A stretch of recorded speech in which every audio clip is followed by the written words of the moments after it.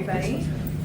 My name is Martha Morriso, and I have been co-chair of the Predatory Lending Reform Coalition for 14 years here in Rhode Island. I just want to recognize Senator Cruzado here and Representative Alzate, who will be speaking with us in a little bit, and Treasurer Diosa is on his way. So we have been waiting 14 years to pass this good legislation. A coalition of over 90 members, including faith leaders, labor, elected officials, financial institutions, and community organizations, have been fighting hard for this reform. I just want to take a minute to recognize coalition leaders who are in this room. So if you wouldn't mind standing, waving, putting a hand up, if you're a member of the Payday Lending Reform Coalition. So thank you all for your hard work. We have been working on reform in 3 different ways: legislatively, through community education, and with alternative products. These loans are very predatory. Besides the 260% APR that they charge, 80% of the borrowers take out 10 or more loans per year because they were stuck in a debt spiral because of these loans. And Representative Jones just joined us. Thank you for coming. This bill does not ban payday loans. It just means that they would have a special carve-out that they received in 2001 taken away from them, and they would have to play by the rules of all the other small lenders in Rhode Island. We've had some wins over the past couple of years.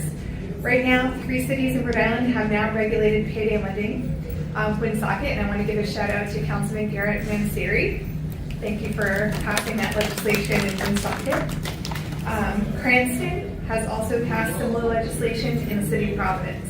Additionally, Check and Go, which is the other large payday lender in Rhode Island, has closed all of their stores, leaving only 9 Advance America stores in the state. We definitely think that this is a win.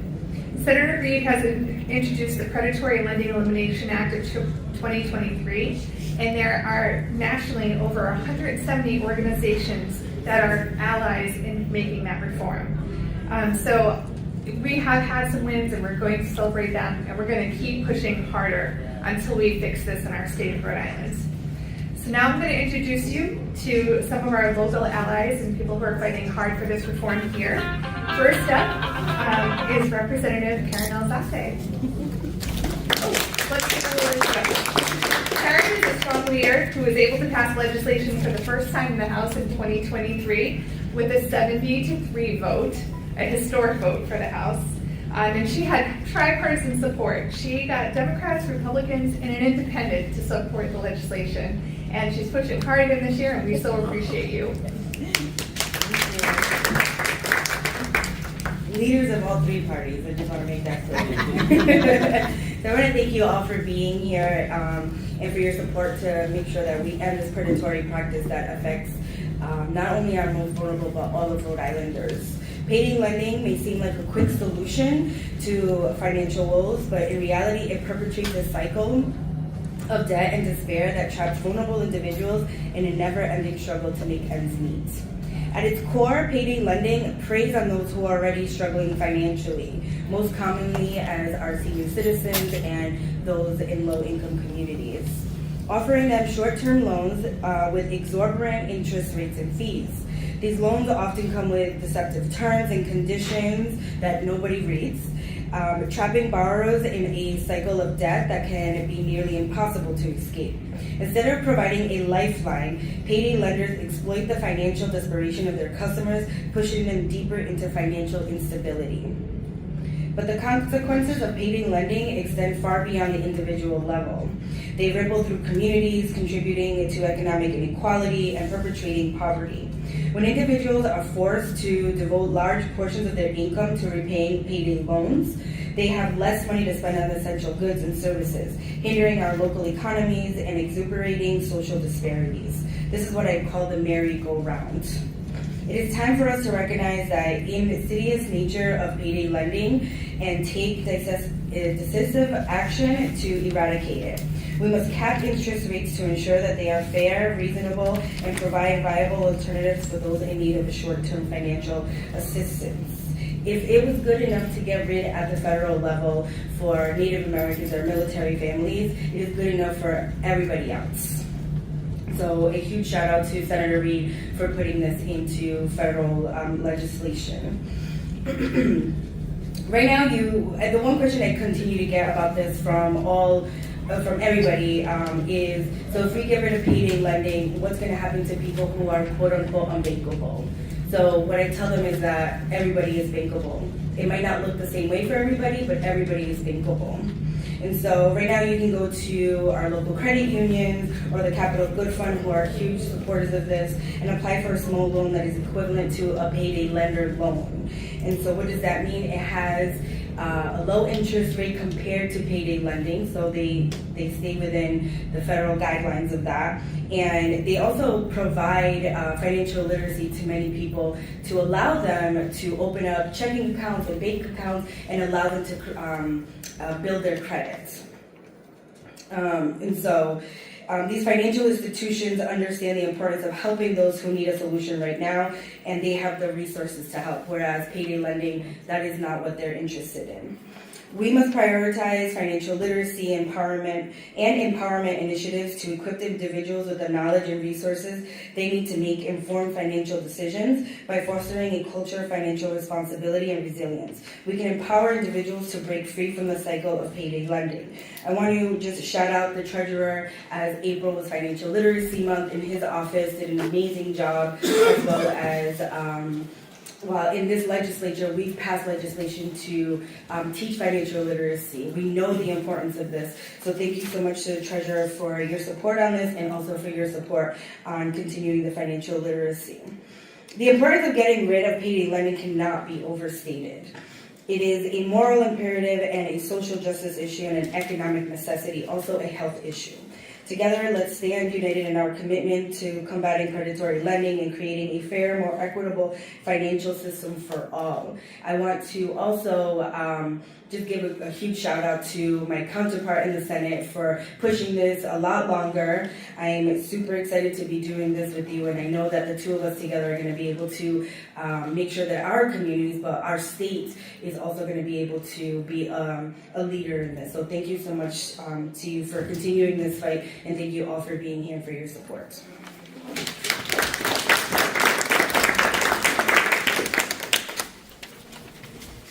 Now I'd like to introduce Senator Quezada. Senator Quezada is championing this legislation in the Senate. She made a promise to Senator Metz that she would carry on his legacy fighting for this modern-day civil right, and she is sticking to it, and we appreciate her. Senator Quezada.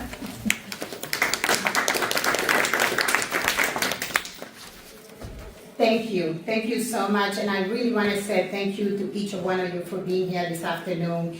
And I really said thank you to the advocate, because without you, we are not able to do this job. You are the one who make this easy for us. Then, thank you from the bottom of my heart. We have waited far too long to pass this legislation. And it's time for us to be in fight for us to make sure that we pass predatory payday lending. I have been working on this issue for many years, and that is very deeply to me, because I come from the community who be affected the most. And I remember in my country, when my parents didn't have the money and they had to use, it's called different, we call it pawnbroker in my country, where people take the clothes or the jewelry and they take it for money. Then I know what that is at a very young age and what people go through and why they do it. Then my community is, a community like mine are the most impacted. And I have seen this terrible effect in my neighbors. Predatory lending target the most vulnerable member of our communities. They target people with nowhere else to go. And they target people without no financial knowledge to protect themselves. And that's one other thing. They go to Latinos in community of color because they don't have no knowledge how to go and get a loan. Or they think they don't qualify to go to the bank and get a loan. This lender trap people in the vicious circle of that. They cannot escape. The consequences are devastating, and they can last for generations. Taking action to end predatory payday lending is more important than ever. Many years ago, when I started this effort, Payday lending were found in the store in front of our neighborhood. Today, this predatory lending can target people right there in the phone. And it's easy for them to target people in the phone because they send them emails and telling them how easy it is to get $500 right away. We cannot wait any longer to protect our community. I want to thank and recognize Representative Carter Alzate. Thank you for your hard work and for passing this legislation in the House last year. And since that happened, we've seen, the passion that people put into this legislation this year and previous year. Thank you for that, Representative Alzate. And I want to thank so many Senate colleagues that they've been supporting this legislation and making this the primary legislation. I can see today there's much support in important legislation for that. Together, we can keep fighting for private lending. And I really want to say, in the Senate side, I can tell you, if this go to the floor, it will pass. Yes. We have a number. Most of our colleagues are looking forward to vote for this legislation. For many years, we just have to make sure, come out from committee and go to the floor. And I can guarantee you, we will pass. Let's try together. Let's fight together to pass this year. Let's fight.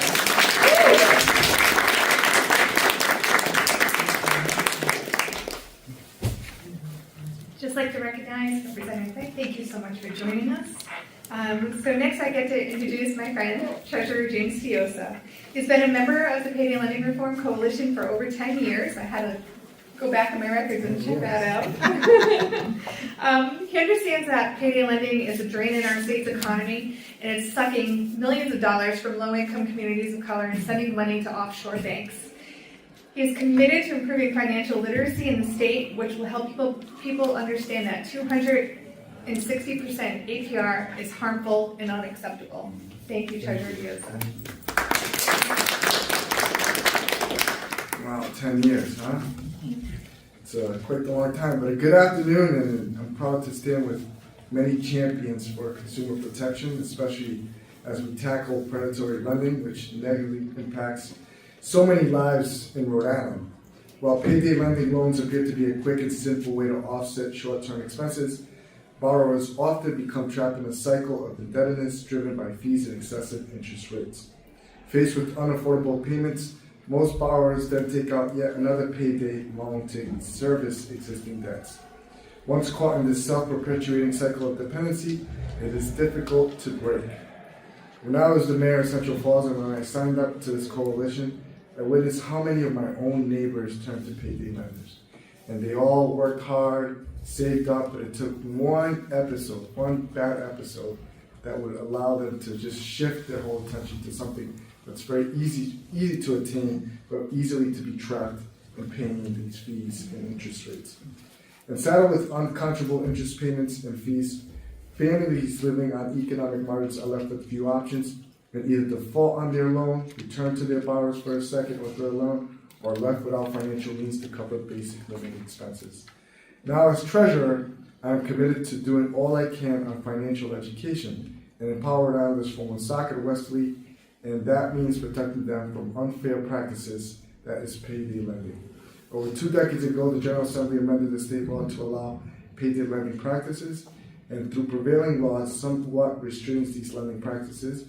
Payday lenders are permitted to charge an astonishing 260% annual percentage rate before fees. By comparison, every other New England state either caps payday lending at 36% APR or prohibits the practice entirely. This terrible practice has been permitted in our state for far too long. Payday lenders don't make their high profits on ordinary small dollar loans. The big bucks come from trapping a portion of the borrowers in a cycle of debt that crushes families, and as said earlier, sucks money out of communities that can least afford it.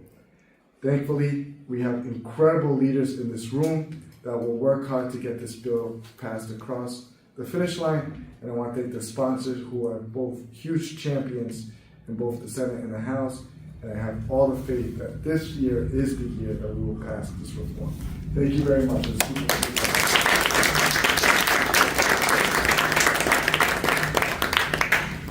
Next, I'd like to introduce Rob Rock, who is the Deputy Secretary of State. Rob has been watching this fight for years, and Secretary Mori has been out in front on this issue. He's never been afraid to speak on it and has supported the effort since he was a state representative. He couldn't be with us today, but we're happy to have Rob. And we're pleased to announce that we have 4 of the 5 statewide office holders as members of this coalition in helping to fight for the change. So, Rob, thank you. Thanks, Margot, and good afternoon. Unfortunately, Secretary Mori couldn't be with you today, but Secretary stands in strong support of House Bill 7211 and Senate Bill 2141, and I first want to thank Representative Alzate, Senator Quezada for leading the efforts on this important topic. There is no doubt that payday lending affects Rhode Island's business community. One of our main jobs at the Secretary of State's office is to oversee the business registry, in which over 102,000 entities are part of, and our office oversees that. We also work on a daily and weekly basis with folks who are trying to start businesses that come into our office asking the forms they need to fill out, the cost that it takes to start a business. And we see that it's really difficult for folks who are in this cycle of debt related to payday lending and also to try to start a business. Likewise, businesses that are already instituted who are trying to pay their overhead and for their resources and to stay afloat and to pay taxation in our office and to stay in good standing, we see how difficult it is. So we believe that potential and current business owners must be made aware of the consequences of payday lending and its potentially permanent effects on credit. Secretary Mori believes that the General Assembly should develop laws and policies that encourage responsible lending, and eliminating this practice will ensure that our most vulnerable population is kept safe from the predatory lending practice. So thank you again, Representative Alzate, Senator Quezada, Margot, and the Coalition for allowing the Secretary and myself to speak today. Thank you for all your hard work and efforts, and we're hopeful that this bill will pass this year. Thank you.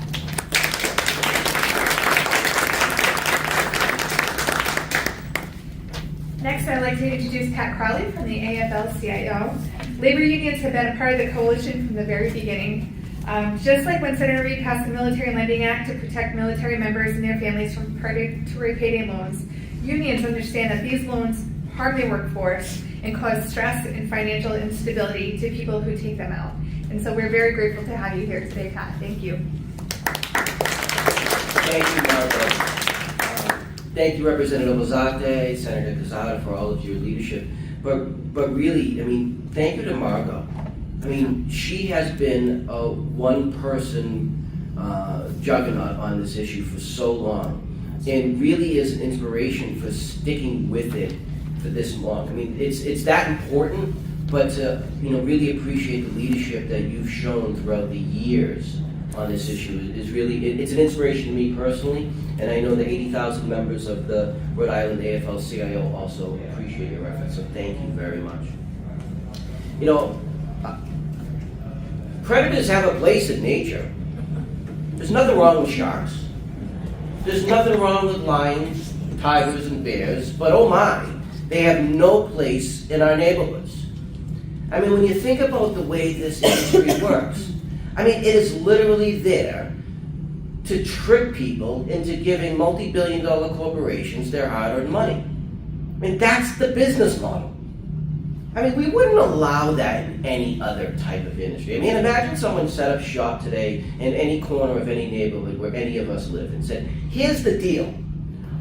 I'm going to make my money by selling you snake oil. Or I'm going to make my money by making sure that anything that you buy in the store breaks tomorrow and you have to pay twice as much to bring it back to be repaired. We wouldn't allow that.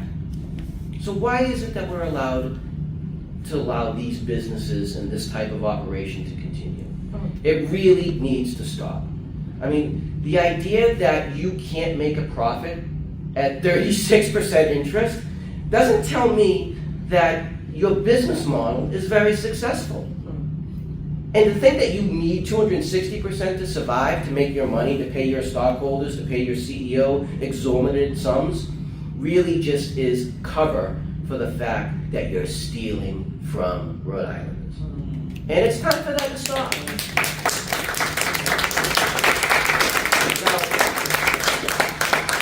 The governor has set a goal of raising wages for every Rhode Islander by the year 2030. It's a laudable goal. It's an important step forward. But it's not just about raising people's wages and salaries. It's about taking away the barriers to getting to that goal. And payday lending and predatory loan practices are a barrier to everyday working class Rhode Islanders to making sure that our salaries increase. It's that simple. It's not that hard. Now, we passed this last year overwhelmingly in the House. This year we need to pass it overwhelmingly in the Senate, and let's make sure that we do everything in our power to get this bill onto the governor's desk so it gets signed into law and we make the step forward that Rhode Island needs. Thank you very much.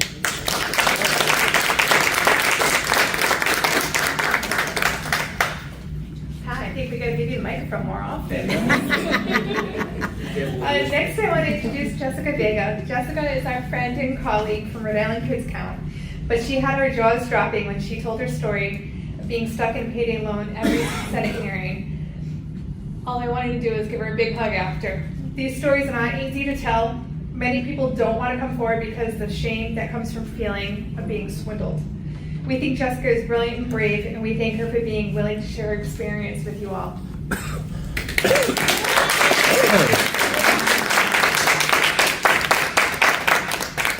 Good afternoon, everyone. I want to first start off and thank Senator Quesada and Representative Vicente, muchísimas gracias, for trying to protect our community, which is really important. And of course, the Rhode Island Coalition for Payday Reform. So last year when this bill was introduced, when it popped up in my email, I wrote testimony because I'm at Rhode Island Kids Count, so what we do there, we look for data, we look for research, and I wrote a compelling testimony about how these payday centers are predatory and how they impact Black and brown communities and low-income communities. I wrote a testimony, not my testimony. And I felt really guilty about that because here I am as an advocate, as you all are, and we're asking our families to come and share some of the most difficult situations they've ever found themselves in. And me with a literal microphone in front of me, I was silent. So this year, when it popped up again in my email, I started to write my testimony. I did more research. I was trying to find new data of how these loans are impacting our community. And right before the hearing, I text Paige, my incredible boss, executive director, and I said, hey, I'm going to speak on my personal testimony. And she said, okay. So here it is. My name is Jessica Vega. I'm a senior policy analyst at Rhode Island Kids Count. I'm a former city council president in Central Falls. I'm an advocate, and I was also someone who got stuck in the payday lending cycle. I graduated college I graduated college in 2010, and it was really important for me. I was, and still am, the first person in my family to graduate college. I got a job, I felt independent, so I got an apartment. I needed a car because I needed to get to work. I needed to pay my cell phone bill. I needed to pay rent, and the car came with a car note. And 6 months later, I started to get student loans, I needed to repay my student loans. So I was drowning. And payday centers started, or I thought were a good idea. I was like, hey, I can get quick cash, $400? Sure, 21, 22-year-olds, you're gonna give me $400 and not ask me too many questions? So I did that. And 2 weeks later, I had to pay. And I had to ask for an extension because I couldn't. The same financial situation I found myself when I went into that center was the same financial situation I found myself 2 weeks later. So I asked for an extension. 2 weeks later, I couldn't pay. So I went to a different payday lender to be able to pay the first one. And I got stuck in that cycle. I found myself having to negotiate with Nellie Mae at the time, the student loan center, give me another week. I found myself talking to Sprint, my cell phone carrier, like, hey, don't disconnect my phone, just give me another day. I couldn't take it anymore. So I ended up moving back into my mom's apartment. She had to convert her dining room table into the living room space and converted her living room space into my bedroom. I had to work multiple jobs. I was working a full-time job, but I took out 2 more jobs just to get out that cycle. But I'm really lucky because although my family wasn't able to financially support me, they were there to be a supportive people. They were there to support me. But that's not everyone's story. I can't imagine being a single parent. I can't imagine being an elderly person who can't find a job. And I can't imagine being someone who didn't have a family to fall back on. So that's why I'm here, talking about what happened to me, sharing my story. If it makes an impact, that's what we want, because we know stories are powerful. They're the ones who are able to change hearts and minds. And I felt like I owe it to the families that I fight for every day to make sure that I fight for myself and internally fight for them. So thank you so much for allowing me to share my story.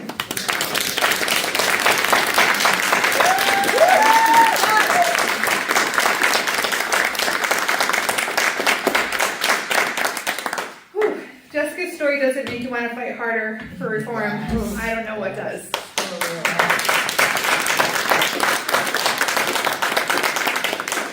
Jessica's story is just one of so many that I've heard over the years. A couple months ago, one of the projects that I want to work on this year is gathering the stories, because we keep hearing from legislators that they want to hear the stories of people who are actually impacted.